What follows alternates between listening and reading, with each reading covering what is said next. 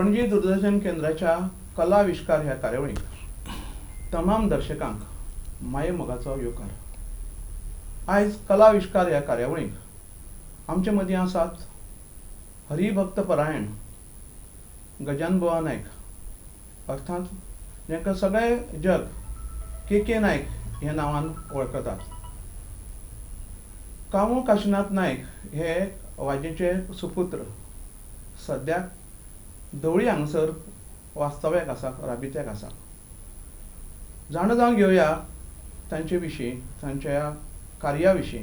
गोंयकार ह्या किर्तन क्षेत्रांत सामके अभावान आसा. तुमच्या किर्तन प्रवास, किर्तन कले कडेन तुमी कशें कितें वळ्ळें? लहानपणापासून माझ्या वडिलांना अत्यंत धार्मिक वृत्तीचे आणि भजनाचा नाद. नंतर माझं शिक्षण झालं BSc पर्यंत आणि जेव्हा मी नोकरीला लागलो, फोंड्यात मला पोस्ट मिळाली टेलिफोन ऑपरेटर. त्यानंतर मी वडिलांना बोललो की मला कीर्तन शिकायचं आहे. वडिलांनी मला संमती दिली आणि तेव्हापासून मी कवळेच्या श्री रामदास प्रतिष्ठान या महाविद्यालयामध्ये डॉक्टर अनंतबुवा मेहेंदळे यांच्या मार्गदर्शनाखाली कीर्तनाचे वर्ग सुरू झाले. आम्ही 10-15 लोक त्या ठिकाणी कीर्तनासाठी जमायचो संध्याकाळी. आणि मग तिथं सामुदायिकरित्या सगळे बसून आम्ही एकेका कीर्तनाची संथा घ्यायची, सगळे बरोबर बसून म्हणायचे. आणि सामुदायिकरित्या म्हटल्या कारणानं ते तोंडपाठ म्हणजे पाठांतर त्याचं अत्यंत चांगल्या प्रकारे होतं. त्यावेळी जी 25-20 कीर्तनं आम्ही पाठांतर केली ती अजूनपर्यंत तशीच आहेत. म्हणजे एकूण मी 15-20 दिवस सहज कीर्तनं करू शकतो. दुसरं असं की सामुदायिकरित्या न बसल्या कारणानं आपल्याकडे काय होतं की समजा एखादं नवीन चरित्र तयार करायचं आहे, ते एकेरी बसून ते काही पाठांतर होतच नाही. उदाहरणार्थ मी स्वतः तयार केलेली पद्मनाभ स्वामीचं चरित्र, साईबाबा चरित्र, नंतर ब्रह्मानंद बाबा चरित्र, गोंदवलेकर महाराज चरित्र, हे मी आणि आपले हे सिद्धारूढ, हे सगळी चरित्र मी केली. परंतु अजूनही ती तोंडपाठ होत नाहीत, कारण एकटा बसून ती होत नाहीत. सामुदायिकरित्या जेव्हा आपण बसतो तेव्हा पाठांतर चांगलं होतं. आणि जे आम्ही त्या मेहेंदळे बुवांच्या मार्गदर्शनाखाली आम्ही जेव्हा बसत होतो तेव्हा जवळजवळ 20-25 कीर्तनं आम्ही आजपर्यंत सहज पाठ आहेत. त्या एकदा पाठांतर झालं की ते नंतर पुसून जात नाही. थोडीशी उजळणी करावी लागते सगळ्या विषयाची. संगीत ह्या दृष्टीनं माझी 3ही मुलं, पहिली मोठी मुलगी पूजा मांद्रेकर आत्ताची, तिनं अलकाताईकडे जवळजवळ 12 वर्ष संगीताचं शिक्षण घेतलं. मुलगा केदार पंडित तुळशीदास नावेलकर कला अकादमीमध्ये तो लहान जो 7-8 वर्षाचा असतानाच जायचा.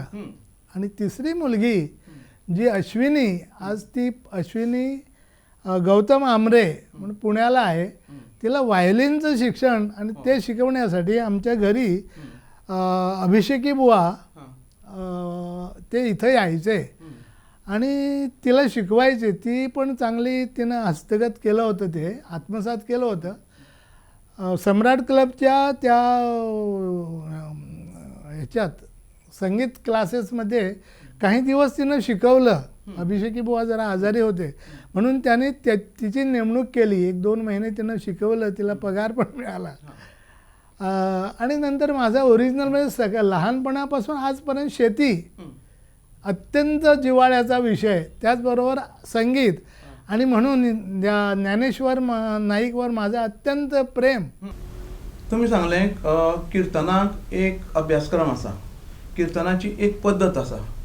कीर्तनाची सुरवात जशें भजनाक आमी वेगळे तरेन करतात, कीर्तनाची सुरवात कशी जाता आनी ताका कितें म्हणटात? कीर्तनाची सुरुवात आम्ही नमनानं करतो. नमन, मनाला नमन करणं. आणि त्याच्यात जसं भजनामध्ये जय जय रामकृष्ण हरी, त्याच पद्धतीनं कीर्तनामध्ये जय जय रामकृष्ण हरीनं सुरुवात केली जाते. जय जय राम कृष्ण हरी हरी जय जय राम जय जय राम जय जय राम कृष्ण हरी हरी जय जय राम हरी जय जय राम.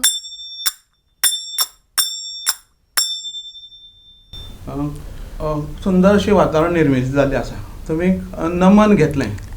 किर्तनाक देवाचें जें नामस्मरण करपाचें आमच्या ऋषी मुनींची एक पद्दत आशिल्ली. ती कशी आसा, ताका कितें म्हणटात? नमनानंतर नमनाचे श्लोक. हां.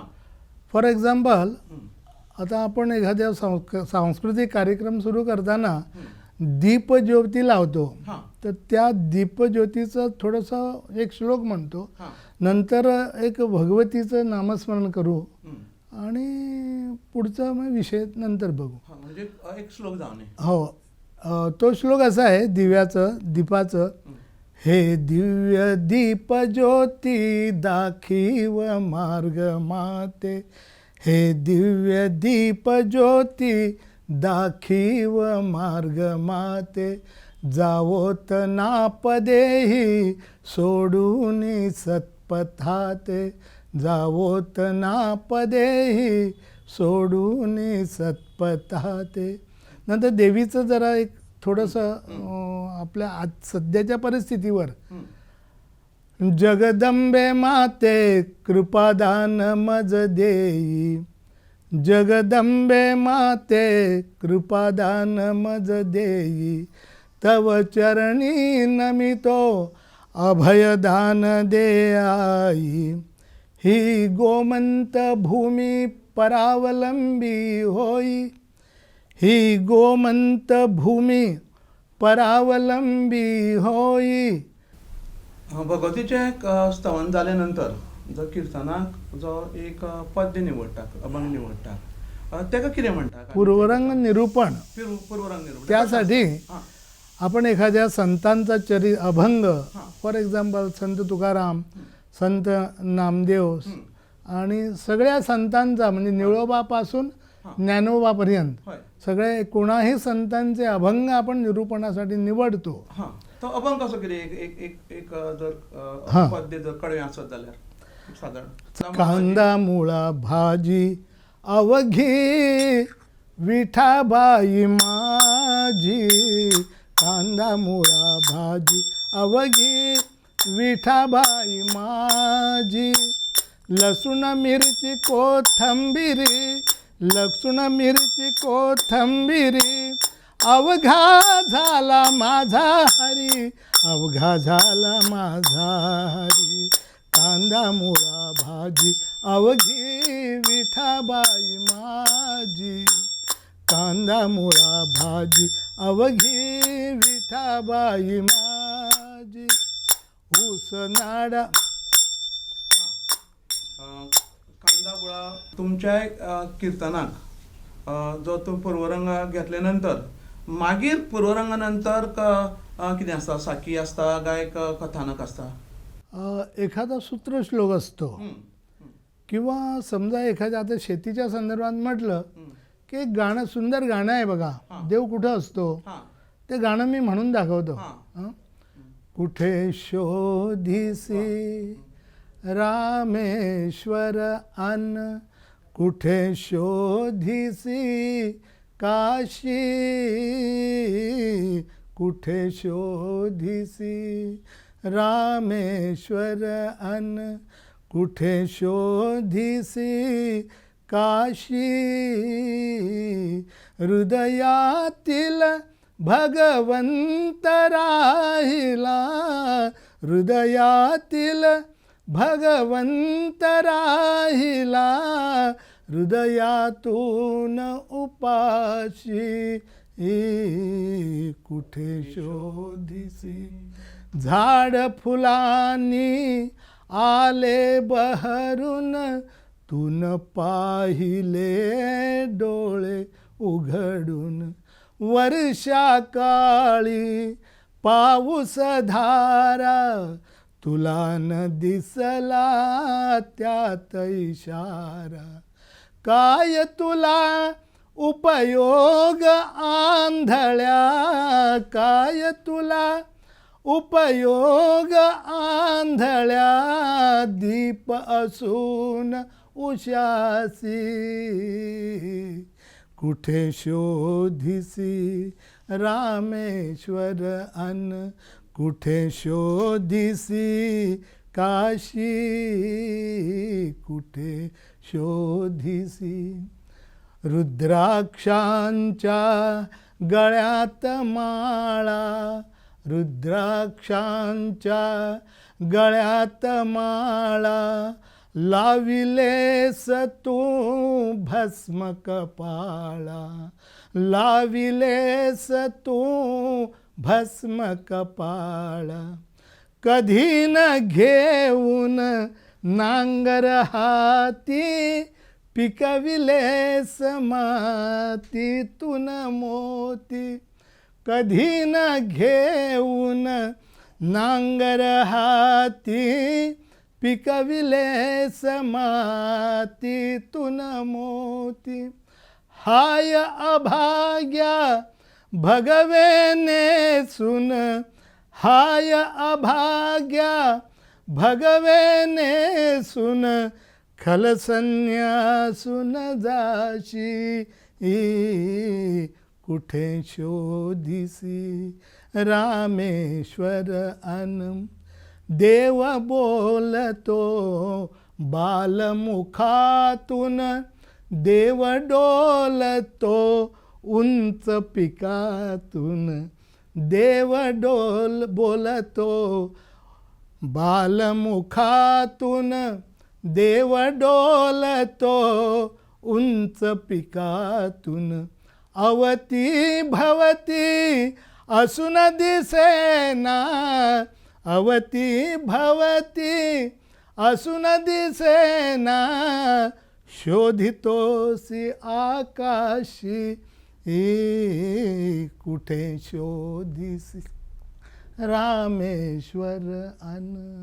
तुमचो जो विशय जो आसा तो तुमचे हांव विशया कडेनच वळटा, तो म्हणल्यार तुमचें भुरगेपण खंय. जे लहानपण वाजे शिरोडा या गावात, वडील आई वडील शेतकरी म्हटल्यावर लहान 7 वर्षापासून मी शेतीत राबतो आहे हां, आणि अजूनपर्यंत शेती करतो. आत्ता तुम्ही पाहिलं मोबाईलमध्ये बरोबर बरोबर. एवढी एवढी कणसं आलेली शेतात, आणि एकदा ते शेत वाफारून आलं की जो आनंद असतो तो अवर्णनीय असतो. आणि हे महत्त्वाचं आहे सगळ्या उद्योगधंद्यामध्ये. शेती हा अत्यंत महत्त्वाचा उद्योग आहे, कारण एका बीजापासून 2000 दाणे आपल्याला मिळतात. तुम्ही चरित्र करपा खातीर शेती, आमच्या समाजात सगळे शेतकरी आशिल्ले, आनी शेतकरी शेत करून सुद्दां उदरनिर्वाहाची जितली साधनां जाय, जितली आमकां कमाई जाय, ती ही शेती, गोंयची शेती ल्हान होल्डिंग आशिल्ले कारणान म्हणया, जावं तेजे चड कुटुंबां निर्भर आशिल्ले कारणान ते सगळें करूं शकना. तुम्ही पोटापाण्या खातीर खंयचो वेवसाय निवडलो, कितें केलें? लहानपणापासून शेती हाच आमचा उदरनिर्वाह करण्याचा उद्योग. त्यानंतर माझ्या सुदैवानं किंवा आमच्या कुटुंबावर जी गुरुकृपा आहे, त्या गुरुकृपेने मला ही टेलिफोनची नोकरी मिळाली. ती कशी मिळाली तर माझे शिक्षक श्री प्रल्हाद रघुनाथ जोशी हे आम्हाला शिकवायचे शाळेत. एक दिवस ते मला म्हणाले, कामू हे 15 रुपये घे आणि इंटरव्ह्यूला जा. आणि त्यांच्या कृपेनं, म्हणजे त्यावेळी आम्ही 5 पैशाला मोताद, आम्हाला 5 पैसेसुद्धा घरी नव्हते, परंतु त्यांच्या कृपेनं म्हणजे माझ्या गुरूंच्या कृपेनं मला ही नोकरी मिळाली. ती नोकरी तुम्ही खंय खंय केली आणि कसले कसले कामं केली? आधी गोव्यात ट्रेनिंगला आम्ही पुण्याला गेलो, 3 महिने ट्रेनिंग ऑपरेटरचं. त्यानंतर परत मला पोस्टिंग फोंड्यातच मिळाली, टेलिफोन ऑपरेटर. नंतर काही वर्षांनी मला ज्युनियर इंजिनियरची हे BSc झाल्या कारणाने मला ते पास झालो मी, आणि डिपार्टमेंटल प्रमोशन मला ज्युनियर इंजिनियरचं मिळालं. त्यानंतर पोस्टिंग आहे माझे, आणि ट्रेनिंग झालं केरला त्रिवेंद्रममध्ये. 9 महिन्याचं ट्रेनिंग होतं आम्हाला. ते ट्रेनिंग झाल्यानंतर माझ्या सुदैवानं गोव्यातच मला पोस्टिंग मिळाली. नाही सॉरी, मला मुंबईत पोस्टिंग मिळाली 91 ते 94पर्यंत. हं. आणि त्यानंतर मला परत गोव्यात मला जरा डायबिटीसचा प्रॉब्लेम रिक्वेस्ट करून मी गोव्यात आलो. तेदे वेळार के नायक म्हणटा ती एक व्यक्ती टेलिफोन BSNL काम करता आनी ती मनमुळाव आनी कशें हांव सुद्दां खुबदां तुमचे कडेन कामा संबंदा येयल्लो आसा. तर तुमी एक रिटायर जाले, फोंड्याक रिटायर जाले. संगीता कडेन हां, तुमी कशें कितें वळें? थोडंसं आधी त्या सर्व्हिस कॉमर्शियल ऑफिसरबद्दल थोडं सांगतो. ते करत असं म्हणजे SD पोस्ट मिळाल्यानंतर हेड म्हणून कॉमर्शियल ऑफिसर, आणि हे करत असताना आउटडोअर डिपार्टमेंट म्हणजे मेंटेनन्स एक महत्त्वाचा मुद्दा सांगतो. काय झालं, माझे DET होते, त्यांचं नाव माझ्या लक्षात नाही, त्यांनी मला फोन केला, नाईक म्हणलं कुडचड्यावरनं मला एक फोन आला की तुम्ही जर माझं काम केलं नाही तर मी नाईक साहेबांना सांगणार. असं कोणीतरी तिथं सांगितलं त्यांना. ॲक्च्युली तेच माझे बॉस. ते मलाच सांगतात की तुमच्याकडे कंप्लेंट करतो म्हणून. कोण आहे तो मला काही कल्पना, मी विचारलं पण नाही. पण तो एवढं रेप्युटेशन मी चांगलं ठेवलेलं, माझी ओळख किंवा मी स्वतः कष्ट करणारं, त्या पुस्तकामध्ये सगळं आहे त्यामध्ये. आता पुस्तकं म्हणल्यार संगीताचे एक संगीताचे म्हणलेले संगीताच्या एक प्रांतांक खंय खंय आसा कीर्तन सोडून आनी नाटकं खूप केली. 27-28 किती नाटकं केली मी. आणि वाजा जास्तीत जास्त आमचे मे महिन्याच्या सुट्टीत आम्ही सगळे विद्यार्थी एकत्र होऊन, त्यावेळी पैसे मिळत नव्हते ना, एखाद्या घाण्यात ते मासे मारायचे आणि ते नेऊन विकायचे आणि त्या पैशात आम्ही नाटकं करायचो त्यावेळी. मोस्टली सामाजिक आणि ऐतिहासिक. छत्रपती शिवाजी महाराज ही मी उत्तम भूमिका करायचो त्यावेळी. आणि मोस्टली मी सुंदर दिसत असल्यामुळे मला हिरोचा पार्ट द्यायचे. थोडंसं संगीत पण असायचं, आवड मला.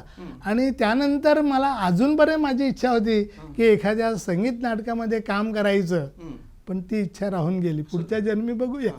तुम्ही लेखनही करता. लेखन कसले विषय तुमकां चड आवडटा आनी त्या संदर्भात तुमचें पुस्तक बी कितें आयलां जावं छापिलां जाल्यार खंय खंय छापलां बी अशें? आत्ताच 22 ऑगस्टला हे क्षत्रिय भंडारी सहाय्य आणि बहुजन सुखायचं हे पुस्तक मी लिहिलं. कारण अनेक वर्ष मी अनेक लेख लिहायचो, परंतु प्रिंट मीडिया ही काही ठराविक लोकांच्या हातात असल्या कारणानं आणि बहुजन समाजाचे विचार मी माझ्या पुस्तकात मांडत असल्या, लेखामध्ये मांडत असल्यानं ते प्रिंट होऊन येत नव्हतं. त्यामुळं मी काय केलं की माझं मन असं की गरीब पाहिलं की मला दुःख होतं. दुसऱ्याच्या दुःखे व्हावे, दुसऱ्याच्या सुखे सुखावे हे माझं मन. आणि गोमंतकी बहुजन समाज किंवा सर्वसामान्यामध्ये आजपर्यंत पिचत असलेला समाज मला ते न भगवतल्या, मला ते भगवत नाही. जे जे मानिजे देखीजे भूत ते ते मानिजे भगवंत. किंवा आपण म्हणतो ना की देखवे ना डोळा बुडते हे जन, देखवे ना डोळा, ही माझी प्रवृत्ती. त्यामुळं हे पुस्तक लिहिताना बहुजन समाजाचा कसा उद्धार होईल, अभिजनातून आपण बहुजन समाज कसे विमुक्त होऊ, हा विषय या पुस्तकाचा आहे. तुमकां मान सन्मान जावं पुरस्कार जर सरकारी पुरस्कार बी खंयचे खंयचे लाभले? 14 डिसेंबर 2021 साली मला सांस्कृतिक राज्य पुरस्कार प्राप्त झाला आणि त्याचं हे प्रतीक आहे. डॉक्टर आपले मंत्री गोविंद गावडे यांच्या हस्ते माझा सन्मान झाला. शिवाय शिरोडा आमचे ग्रामपंचायतीमार्फत, तसेच रत्नकांत रामनाथकर संगीत संमेलन इथेही मला माझा सन्मान झाला. आणि दुसरं असं की मी पुढं करत नाही कुठंही. तुमच्या घरात तुम्हाला कसं काय सहकार्य भेटतं, कोणाकडून भेटतं? उत्तम.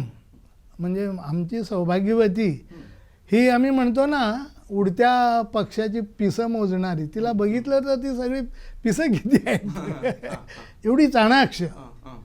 मला एखादं, मी उपाध्याय म्हणून यांच्याकडे गेलो होतो, ते आपले हे आहे ना कोणते भक्तराज महाराज, त्यांचं चरित्र मी तयार करण्यासाठी त्यांच्याकडे गेलो. त्यांनी पुस्तकं दिले मला.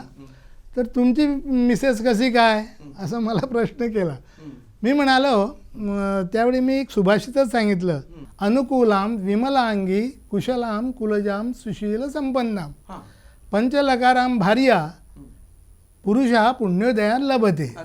माणसाच्या पुरुषाच्या पुण्याच्या पाठी एखादी अशी स्त्री आपल्याला पत्नी म्हणून मिळते. 5 लकारांनी युक्त अशी सौभाग्यवती मला मिळाली आणि तिच्या कार्यकर्तृत्वातून माझं जीवन घडत गेलं. त्यामध्ये लिहिलेलं पण आहे. आणि मुलं, मुलगा, मोठी मुलगी पूजा नाईक, आत्ता मांजरेकर, ती जवळजवळ 1 ताप डॉक्टर अलकादेव मारुलकराकडे शिकली. लहानपणापासूनच ती आ करायची म्हटल्यावर तिला मी संगीताच्या क्षेत्रात शिकवलं. नंतर तिनं MSc इन मरीन सायन्स केलं. नंतर संस्कृत कवित पण केलं आणि अनेक काही संमेलनामध्ये ती गायलेली आहे. म्हणजे तुमचं जो वचो आसा तो तुमच्या भुरग्यांनी मुखार व्हेला. चल्यान कितें केलें? चल्यान तो लहान असताना पंडित तुळशीदास नावेलकरकडे कला कमी तबल्यासाठी जाय. उत्तम ठेका, उत्तम लय असं त्याचं हे आहे. परंतु आता कामाच्या ह्याच्यात जरा दुर्लक्ष होतं. आणि शिक्षण, तुमच्या लायफाक तुम्ही शेती कडेन कशें पळयता आनी कितें करता? एक उत्तम व्यवसाय म्हणजे शेती. आणि शेती केल्यानं जमिनीची सेवा केली की पुण्य वाढतं. जसं कीर्तनामध्ये आपण उभं राहिलो की कीर्तनामध्ये उभं राहिलं की आपोआप पुण्याची प्राप्ती होते. तसंच शेतात काम केल्यानं पुण्यप्राप्ती होते. हे 100% खरं आहे.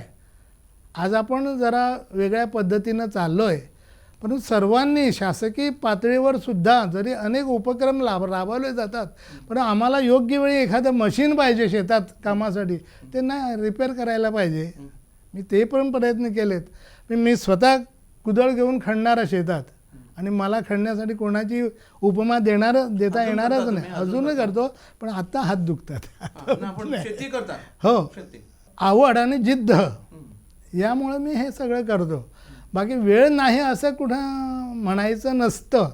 वेळ निर्माण टाईम तयार करायचा असतो. त्यासाठी नुसतं मला वेळ नाही याच्यात काही तथ्य नसतं. आणि जेव्हा अशी जिद्द माणसाकडे असते तेव्हा माणूस काहीही करू शकतो. गगनाला गवसणी घालायचा विचार केला. एकदा किशोरीताई आमोणकर म्हणाल्या होत्या, ते शिबिर होतं 2013 साली, त्याचा एक लेख याच्यात आहे माझा. ती काय म्हणाली किशोरीताई आमोणकर, की माझ्या वाडवडिलांनी मला खांद्यावर बसवलं आणि हे बघ क्षितिज, हे बघ क्षितिज, त्याने आम्हाला क्षितिज पाहण्याचं म्हणजे सगळं अफाट विश्व पाहण्याचं त्याने आम्हाला शिकवलं, म्हणून आम्ही एवढे मोठे झालो. हा तिनं मांडलेला विचार मी अजूनपर्यंत माझ्या मनात आहे. आयच्या ह्या एकंदरीत जगांक तरुणाक म्हणया एखादे ग्रस्ताश्रमी म्हणून कीर्तनकार आशिल्ले कारणान ताजो हक्क जाता सगळ्यांक एक उपदेश करपाचो. लोक आता तरुणांना संदेश जर द्यायचा आहे तर शेतीत चला, एवढंच मी सांगेन. बाकी सगळं मिळतं आम्हाला. 3 रुपये किलो तांदूळ मिळतो खरा, पण जेव्हा तुम्ही शेतीत कष्ट करता, तुमचा घाम गाळला जातो, ते पुण्य, त्या पुण्याची तुलना आपण कशाशीही करू शकत नाही. आज सरकार जरी 2,000 देत असले, 2,500 देत असले, तर त्याची तुलना आपण शेतीच्या व्यवसायामध्ये करू शकत नाही. शेती केली म्हणजे तुमचं घर भरलेलं असतं. आडले पड खाली पड, सकाळी उठून डॅश डॅश असा हा व्यवहार असतो. परंतु शेती केली म्हणजे तुमचं घर भरून उरतं जन्मभर, वर्षभर किंवा 2-2 वर्ष. आज शेती केली, तुम्हाला जे भात मिळतं किंवा जे काय मिळतं त्याच्यात 2-2 वर्ष सहज जातात आणि चांगलं खायला मिळतं. त्याच्यात हे कुठल्याही प्रकारचं पॉइझन नाही. आपण जे खत वापरतो तेही वापरलं जात नाही खाऱ्या पाण्याच्या शेतीमध्ये. ही उत्तम शेती आहे. आणि सगळ्या समाजानं एकत्र होऊन, पूर्वी कसं होतं की आम्ही सगळे भाऊस मोठी शेती करायचो, 15-16 जण. आता हे सगळं पडद्याआड झालेलं आहे. शेतींतलो एक भांगर झाड म्हणून प्रकार आसा. हय. मातयेंतल्यान भांगर पिकचें अशें जाणटेल्यांनी जी कल्पना केल्ली, ते भांगराची साळ पिकोवपाचे भांगराचे युग हांगासर येवनी अशी कामना करता. Yes. आशावादी रावुया. तुमी आयले आमकां दिलखुलास तुमची बातमी तुमचे कडेन उलयतलो जाल्यार खूब आसा, पण तरी आसतना वेळ अभावी आमी दूरदर्शन केंद्राच्या वतीन कला आविश्कार ह्या कार्यावळीक तुमचो निरोप घेता. हे आशिल्ले बाप गजानन बुवा नाईक अर्थात के नाईक. देव बरें. धन्यवाद.